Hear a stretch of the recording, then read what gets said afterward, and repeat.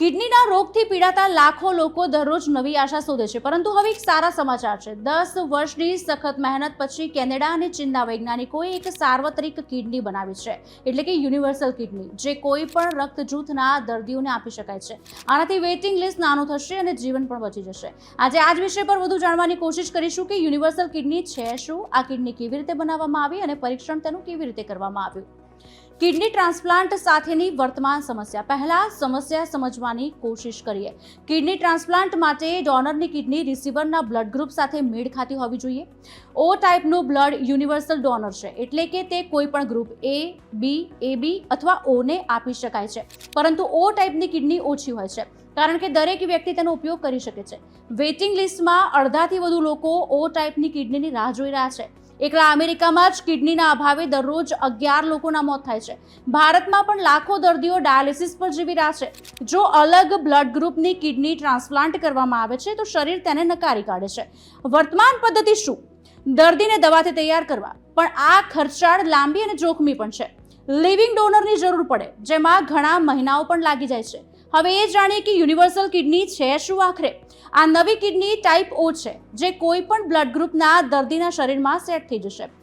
વૈજ્ઞાનિકોએ એ ટાઈપ કિડનીને ઓ ટાઈપ કિડનીમાં રૂપાંતરિત કરી છે। પહેલીવાર માનવ શરીરમાં તેનું પરીક્ષણ કરવામાં આવ્યું। આ કિડની બ્રાઇન્ડેડ વ્યક્તિના શરીરમાં ઘણા દિવસો સુધી કામ પણ કરતી રહી અને આ સંશોધન પરિવારની સંમતિથી કરવામાં આવ્યું। હવે એ જાણીએ કે આ કિડની કેવી રીતે બનાવવામાં આવી। બ્લડ ગ્રુપ એ, બી અથવા એબીમાં કિડનીની સપાટી સાથે શુગર મોલિક્યુલ્સ એટલે કે એન્ટીજન્સ જોડાયેલા હોય છે, જે શરીરને કહે છે કે તે આપણું છે કે પછી વિદેશી છે। ટાઈપ ઓમાં આ એન્ટીજન્સ હોતા નથી। વૈજ્ઞાનિકોએ ખાસ પ્રોટીનનો ઉપયોગ કર્યો, જે ટાઈપ એ એન્ટીજન્સને ઘટાડે છે। એકવાર એન્ટીજન્સ દૂર થઈ જાય પછી રોગ પ્રતિકારક શક્તિ કિડનીને પોતાના તરીકે ઓળખે છે। આ ઉત્સેચકો અગાઉ ઓળખાઈ ગયા હતા, પરંતુ હવે તેમને કિડની પર સફળતાપૂર્વક લાગુ કરવામાં આવ્યા છે। હવે એ જાણીએ કે આ પરીક્ષણ કેવી રીતે કરવામાં આવ્યું। બ્રાઇન્ડેડ વ્યક્તિના શરીરમાં એ ટાઈપનું કિડની ટ્રાન્સપ્લાન્ટ કરવામાં આવ્યું હતું। તે ઘણા દિવસો સુધી કાર્યરત રહ્યું।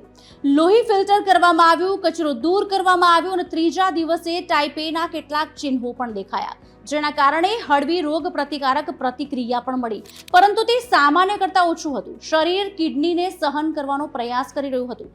હવે આગળના પડકારો શું છે તે જાણીએ।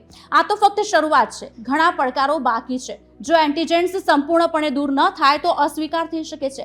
જો કે જીવિત દર્દીઓ પર ટ્રાયલને હજુ ઘણી વાર લાગશે। જીવંત માનવીઓમાં હજુ પણ પરીક્ષણો બાકી છે। વૈજ્ઞાનિકો અન્ય અભિગમો પણ શોધી રહ્યા છે, જેમ કે ડુક્કરની કિડનીનો ઉપયોગ કરવો અથવા તો નવા એન્ટીબોડીઝ બનાવવા, પરંતુ આ યુનિવર્સલ કિડનીની વેઇટિંગ ટાઈમ ઘટાડીને લાખો લોકોના જીવ બચાવી શકાય છે। હવે એ જાણીએ કે આ સફળતા શા માટે મહત્વપૂર્ણ છે। ડાયાબિટીસ, હાઈ બ્લડ પ્રેશરથી દુનિયામાં કિડની ફેલ્યોરના કેસીસ વધી રહ્યા છે। અમેરિકામાં 1 લાખથી વધુ લોકો વેઇટિંગ લિસ્ટમાં છે। ભારતમાં 2 લાખથી વધુ દર્દીઓ ટાઈપ ઓની ઉણપથી મૃત્યુ પામી રહ્યા છે। જો યુનિવર્સલ કિડની આવે તો ડોનર્સની સંખ્યા બમણી થઈ જશે।